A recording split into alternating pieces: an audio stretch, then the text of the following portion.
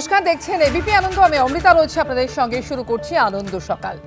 Note বিতর্কে দিল্লি হাইকোর্টের বিচারপতি যশবন্ত বর্মা নজিরবিহীনভাবে ফুটেজ সহ রিপোর্ট আপলোড করল সুপ্রিম কোর্ট এবং সুপ্রিম কোর্টের কাছে ফুটেজ সহ রিপোর্ট পেশ দিল্লি হাইকোর্টের। আনন্দ সকালে এই বিষয় নিয়ে আলোচনা চলবে এবং একই সঙ্গে উঠে আসবে ২৬-এর নির্বাচনের আগে ধর্মযুদ্ধ একেবারে তুঙ্গে। জানিয়ে নেতাদের মন্তব্য, পাল্টা মন্তব্যে এই মুহূর্তে তপ্ত হয়ে উঠেছে বঙ্গ রাজনীতি।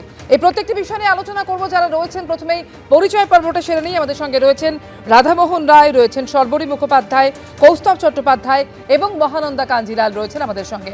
প্রত্যেকের কাছে আলোচনায় আসবো, তবে শুরুতেই আসুন আপনাদের দেখাই যে এই ঘটনায় সুপ্রিম কোর্টের কাছে ফুটেজ সহ রিপোর্ট পেশ করলো দিল্লি হাইকোর্ট। দিল্লি হাইকোর্টের রিপোর্টে বিচারপতির বাড়িতে অগ্নিকাণ্ডের ফুটেজ, বিচারপতি যশবন্ত বর্মার বাড়িতে আগুন লাগার দিনের ফুটেজ এবং তদন্তে ৩ বিচারপতির নেতৃত্বে তদন্ত কমিটি গঠন করে দিল সুপ্রিম কোর্ট। বিচারপতি বর্মাকে আপাতত কোনো বিচারের কাজে না রাখার নির্দেশ দেওয়া হয়েছে। বাংলোর আউট হাউসের স্টোর রুমে কোনো টাকা রাখা হয়নি। তিনি কিংবা পরিবারের কেউ কোনো টাকা রাখেননি স্টোর রুমে। 14 তারিখ ভোপালে ছিলেন বিচারপতি, এমনই মেয়ের কাছে খবর পান তিনি। বদনাম করতেই পরিকল্পিত ষড়যন্ত্রের দাবি বিচারপতি বর্মার।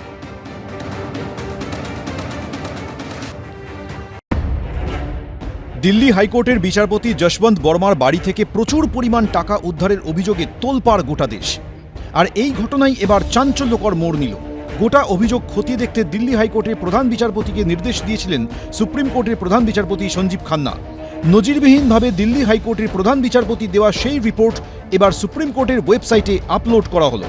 বিচারপতি বর্মার বাংলোর যে স্টোররুম থেকে প্রচুর পরিমাণে টাকা উদ্ধার হয়েছে বলে অভিযোগ, সেই স্টোররুমের ছবি ও ভিডিও সুপ্রিম কোর্টের ওয়েবসাইটে আপলোড করা হয়েছে।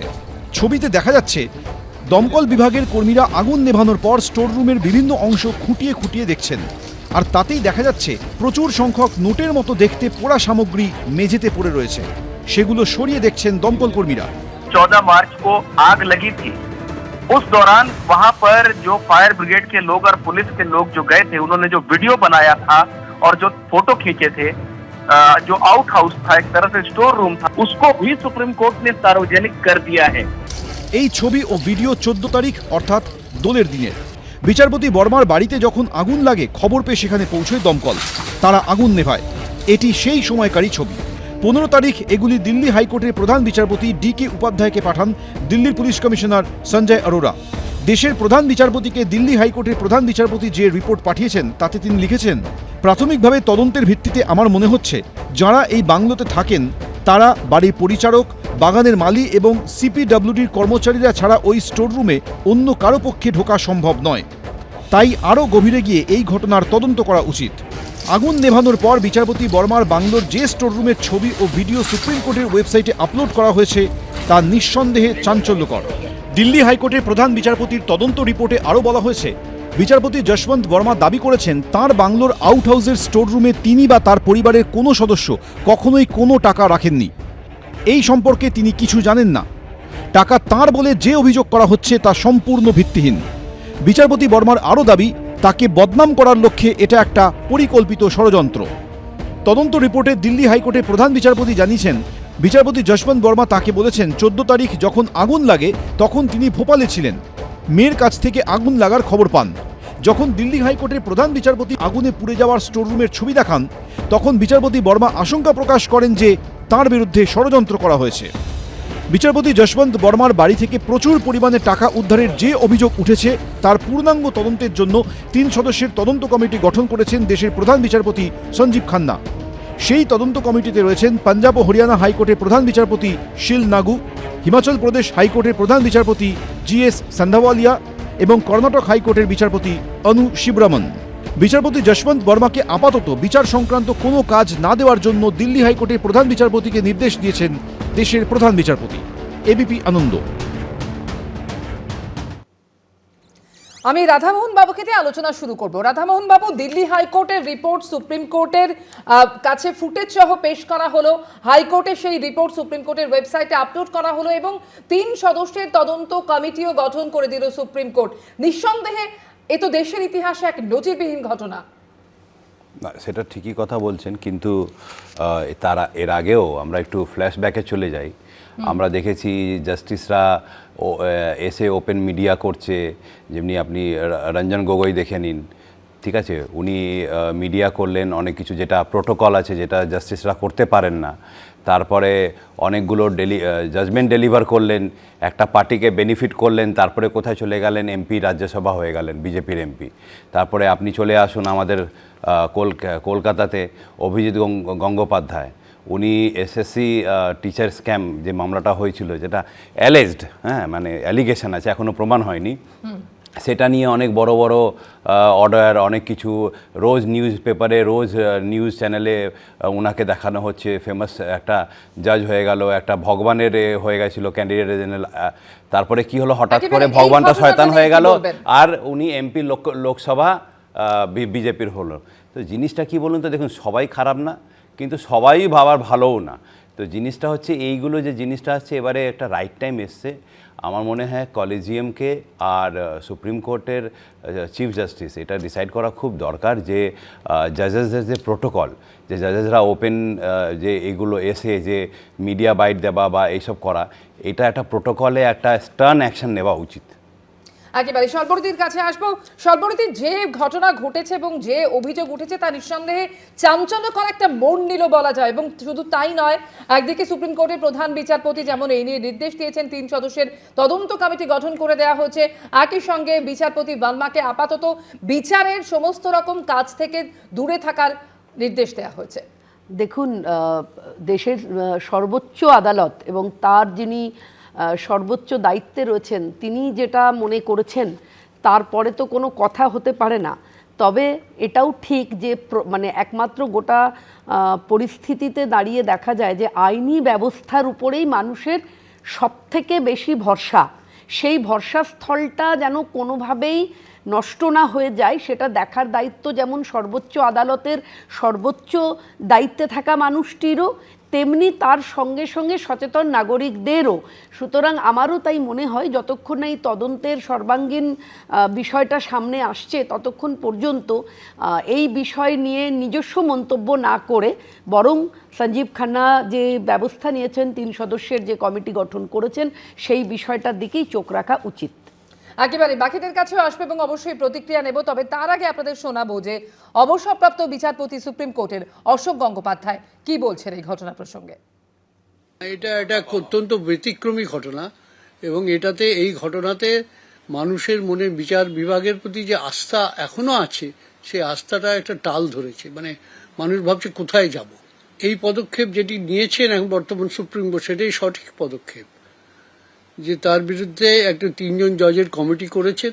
কমিটি এবং যতদিন না এই ব্যাপারটা শেষ হচ্ছে, এনকোয়ারি যতদিন চলছে, ততদিন সেই বিচারপতি কোনো বিচার বিভাগ সঙ্গে সংশ্লিষ্ট কোনো কাজকর্ম করবেন না। কোস্ট অফ দ্য স্টোর রুমের ছবি এবং ভিডিও সুপ্রিম কোর্টের ওয়েবসাইটে আপলোড করা হয়েছে, যদিও বিচারপতি ভার্মা তিনি কিন্তু দাবি করেছেন যে একেবারে ভিত্তিহীন অভিযোগ এবং গোটাটাই তাকে বদনাম করার একটা ষড়যন্ত্র।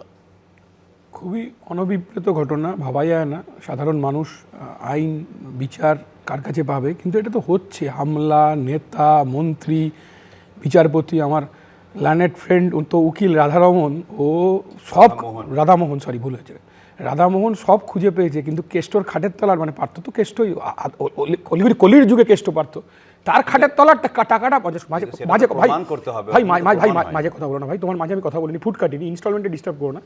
কেষ্টর খাটের তলার যে 50 কোটি টাকা, ওইটা খুঁজে পাইনি রাধামোহন বাবু আর কি। তো রাধামোহন বাবু বোধহয় অর্পিতাও পাইনি, পার্থর টাকাও পাইনি, কেননা কিন্তু কেন ওই টাকাটা খুঁজে পেল না, ওই টাকাটার কথা উনি বললেন না। উনি অভিজিৎ বাবু তো বিজেপি হয়ে গেছেন, আমরা জানি, সবাই জানি। এই অভিজিৎ বাবু যিনি বিজেপি হয়ে গেছেন, তিনি বিজেপি হয়ে যাওয়ার আগে অবধি সিবিআইডিও ভূমিকা নিচ্ছে না, এমনকি এখনও সিবিআইডি ভূমিকা নিচ্ছে না তৃণমূলের চোর নেতাদের ধরার। অভিতবাবু প্রশ্ন করছেন, অভিতবাবু শয়তান আর তৃণমূলের দুর্নীতিগ্রস্ত নেতারা শয়তান না, চোর নয়, এটা রাধামোহনরা উচ্ছিষ্টভোগী এবং রাধামোহনরা সরকারের দালালে পরিণত হয়েছে, এটা আমরা জানি, এটা নতুন কিছু কথা না। কিন্তু ঘটনাটা এক সেকেন্ড, কিন্তু ঘটনাটা মারাত্মক লজ্জাজনক। সিপিএম এর জ্বালা বুঝতে পারছি, সিপিএম দেখুন শূন্যতে আছে আর এখন দেখুন নীল সাদা হয়ে গেছে। আরে দাঁড়ান না, আপনাদের গুগলে ওয়েবসাইটে দেখুন নীল সাদা হয়ে গেছে ওখানে সিপিএম এর। সর্বরদি আপনাকে ডিস্টার্ব করিনি, কিন্তু আপনাকে ডিস্টার্ব করিনি, আপনাকে সৌজন্য শেখা উচিত। এবার আমি বলি, আরে আপনার জ্বালা কেন, আমি তো সিপিএম কে বলছি। মানে এই হচ্ছে এই যে জোট আছে সিপিএম বিজেপি, এটা বোঝা যাচ্ছে। আরে সিপিএম আর বিজেপি কি এক? সিপিএম আর বিজেপি কি এক? মানে আপনি বলছেন, হ্যাঁ ঠিকই বললেন, অভিজিৎ গঙ্গোপাধ্যায় যিনি আগে সিপিএম এ ছিলেন এখন বিজেপিতে আছেন, তার মানে সিপিএম আর বিজেপি এক। জিনিসটা প্রত্যেকের কাছে আসবে। মহানন্দীর প্রতিক্রিয়া নিয়ে নিই। মহানন্দী, ভারতীয় বিচার ব্যবস্থায় আমরা নানান ঘটনার সাক্ষী থেকেছি, কিন্তু এই ঘটনা যেভাবে প্রথমত দিল্লি হাইকোর্টের তরফ থেকে রিপোর্ট গেল সুপ্রিম কোর্টের কাছে, সুপ্রিম কোর্টের প্রধান বিচারপতির নির্দেশে তদন্ত কমিটি গঠন করে দেওয়া হলো এবং ঘটনার ভিডিও ফুটেজ আপলোড করা হলো সুপ্রিম কোর্টের ওয়েবসাইটে, কতটা নজিরবিহীন এই ঘটনা? দেখো, বিচার ব্যবস্থা এমন একটা জিনিস, বিশেষ করে আমাদের দেশে এখন সব কিছুর ঊর্ধ্বে এই বিচার ব্যবস্থা। সাধারণ মানুষ তারা যে কোনো সমস্যায় আমরা দেখতে পাচ্ছি যে বিচার ব্যবস্থার উপর নির্ভর করছে, কারণ এছাড়া আমাদের যাওয়ার কোনো জায়গা নেই। এবং ছোটোখাটো ব্যাপারেও কিন্তু আমরা দেখতে পাচ্ছি সুপ্রিম কোর্ট, হাইকোর্ট, রাজ্যের কোনো ঘটনা সেখানে চলে যাচ্ছে। দেখো, মহাভারতে কিন্তু ধর্মের একটা অনেক ডেফিনেশনের মধ্যে একটা হচ্ছে ন্যায়, এবং সেই জাস্টিস বা ধর্মটা হচ্ছে এই রাজদণ্ডের একটা বৈচারিক প্রয়োগ। কাজে এটার গুরুত্ব হচ্ছে সবার উপরে, সেটা যে কোনো শাসন ব্যবস্থায়। সেখানে একজন বিচারকের বিরুদ্ধে যদি এরকম ঘটনা দেখা যায় বা চোখের সামনে আসে, সেটা অত্যন্ত দুর্ভাগ্যজনক। এটা ষড়যন্ত্র কি নয় সেটা তো বিচার সাপেক্ষ, এবং আমাদের দেশের বিচার ব্যবস্থা, তার উপর মানুষের প্রচণ্ড বিশ্বাস, কিন্তু তার সঙ্গে এটাও বলবো দীর্ঘসূত্রিতা। অর্থাৎ প্রত্যেকটা কেস এত দীর্ঘদিন ধরে চলে, অনেক কেস হারিয়ে যায়। মানে রবীন্দ্রনাথের নোবেল চুরি থেকে আরম্ভ করে এত বড় বড় ঘটনা আমরা কিন্তু বিচার পাচ্ছি না। কাজে এদিকটাও ভাবতে হবে। কাজে ইনি বলছেন যে এটা ষড়যন্ত্র, আদৌ কি এর সত্যতা আমাদের চোখের সামনে আসবে, এটা নিয়েও কিন্তু একটা বড় প্রশ্ন। কাজে যারা বিচারক, বা শুধু বিচারক কেন, যারা রাজনৈতিক নেতা, নেতৃত্ব, জনপ্রতিনিধি, তাদের একটা দায়িত্ব আছে, এটা তারা ভুলে যাচ্ছেন। এবং পরবর্তী প্রজন্মের কাছে তাদের একটা দায়বদ্ধতা আছে, সেটা জনপ্রতিনিধি হোক, বিচারক হোক, শিক্ষক হোক, ডাক্তার হোক, এরা প্রত্যেকে একটা সমাজের মাথা। কাজে সেখানে তাদের যদি কাজে গলদ থাকে, সেটা কিন্তু সমাজকে শেষ করে দেওয়ার জন্য একটা বড় পদক্ষেপ হবে। কাজে কোন দিকে তারা যাচ্ছেন, কাজে আমরা খুব মানে কি বলবো, চিন্তিত যে একজন বিচারক, ওই রকম লেভেলের একজন বিচারক, তার বাড়ি থেকে এতগুলো টাকা পাওয়া যাচ্ছে। আমরা তার আগামী দিনে বিচারটা দেখতে চাই, আমাদের নজর থাকবে সেই দিকে এবং আলোচনাতেও এই নিয়ে ফিরবো। তবে তার আগে আপনাদের সামনে রাখবো যে প্রাক্তন অতিরিক্ত সলিসিটর জেনারেল বিকাশ সিং কি বলছেন এই নিয়ে। It's actually a very serious matter because a judge is expected to be completely above board, and this is one profession where it has to be complete zero tolerance. So I think transfer is no solution in such a matter. He has to be asked to resign. Delhi হাইকোর্টের বিচারপতি Yashwant Burma এবং তার বাড়িতে যে ঘটনা ঘটেছে, যে অভিযোগ উঠেছে, তা নিয়ে তোলপাড় দেশ এবং যা নিঃসন্দেহে এই মুহূর্তে চাঞ্চল্যকর এক মোড় নিয়েছে। নোট বিতর্কে দিল্লি হাইকোর্টের বিচারপতি যশবন্ত বার্মা এবং নজিরবিহীনভাবে ফুটেজ সহ রিপোর্ট আপলোড করল সুপ্রিম কোর্ট। সুপ্রিম কোর্টের কাছে ফুটেজ সহ রিপোর্ট পেশ দিল্লি হাইকোর্টের রিপোর্টে বিচারপতির বাড়িতে অগ্নিকাণ্ডের ফুটেজ যা ওয়েবসাইটে আপলোড করা হলো। বিচারপতি যশবন্ত বার্মার বাড়িতে আগুন লাগার দিনের সেই ফুটেজ আপলোড করা হলো সুপ্রিম কোর্টের ওয়েবসাইটে এবং এই নিয়ে তদন্তে 3 বিচারপতির নেতৃত্বে তদন্ত কমিটিও গঠন করে দিল সুপ্রিম কোর্ট। বিচারপতি বার্মাকে আপাতত বিচারের কোনো কাজে না রাখার নির্দেশ দেওয়া হয়েছে।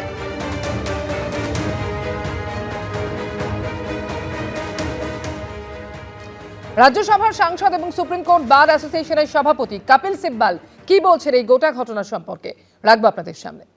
The issue of corruption within the judiciary is a very serious issue, and this is not something that has been articulated by senior counsel and lawyers in this country for the first time. It's been going on for years and public statements have been made. So I think that it's time for the Supreme Court to start looking at issues of how the appointment process should take place. Kapil সিব্বালের প্রতিক্রিয়া আমরা শুনলাম, তিনিও বলছেন যে গুরুতর একটি বিষয় এবং যেটা নিয়ে আমরা বারবারই কথা বলছি, যেভাবে প্রথমত দেখলাম যে দিল্লি হাইকোর্টের রিপোর্ট, প্রধান বিচারপতি, সুপ্রিম কোর্টের প্রধান বিচারপতি সেই রিপোর্টের ভিত্তিতে 3 সদস্যের তদন্ত কমিটি গঠন করে দিলেন এবং শুধু তাই নয়, ঘটনার দিনের ভিডিও ফুটেজ আপলোড করা হলো। এরকম ঘটনা আগে তো শোনা যায়নি। রাধামোহন বাবু, দেখুন, আমি একটা কথা বলি, আমি আবার একটা জিনিস বলছি, এই ঘটনাটা অ্যাকচুয়ালি হচ্ছে খুবই দুর্ভাগ্য। মানুষ যখন কোথাও মানে রিলিফ পায় না, তার জনগণের একটাই আস্থা থাকে, যেটা হয় আমাদের জুডিশিয়ারির উপরে। এবার জিনিসটা হচ্ছে এই ঘটনাটা আমাদের জুডিশিয়ারিকে বলুন, আমাদের মানে পুরো সিস্টেমকে একটা কালিমালিপ্ত করে দিচ্ছে। কিন্তু জিনিসটা হচ্ছে, দেখুন, এই যে এখন কপিল সিব্বল বাবু যেটা বললেন, আমি একটু আগে সেম জিনিসই বলেছি, যে এখন এটা হচ্ছে রাইট টাইম আমাদের সুপ্রিম কোর্টের চিফ জাস্টিস অফ ইন্ডিয়া আর কলেজিয়ামকে ডিসাইড করা যে কাদেরকে জাজ হিসাবে অ্যাপয়েন্টমেন্ট দিতে হবে।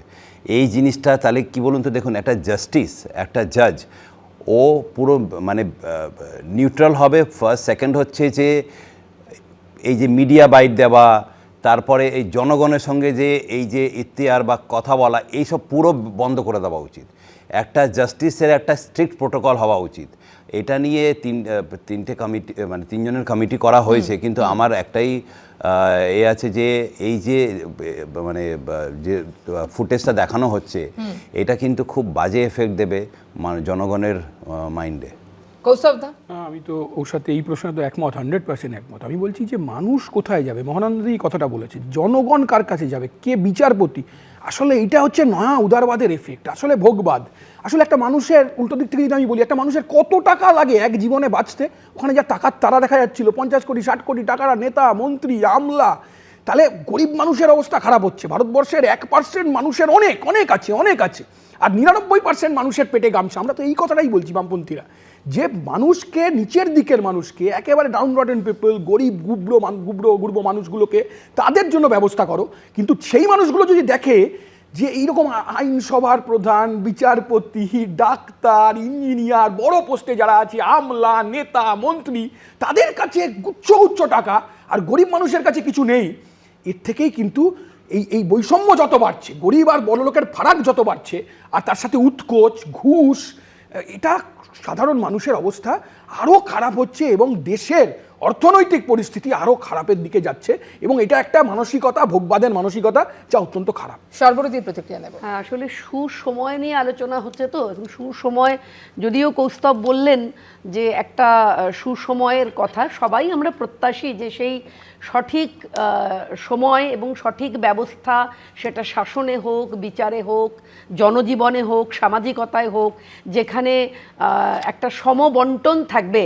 কিন্তু আমরা, কৌস্তব এমন করে বলছেন যে যেন তারা এখনও ক্ষমতায় কখনোই আসেনি, এলে পরে ভালো হবে। কিন্তু আমরা 34 বছর ধরে দেখেছি, আমরা সমবন্টন তো দেখিনি।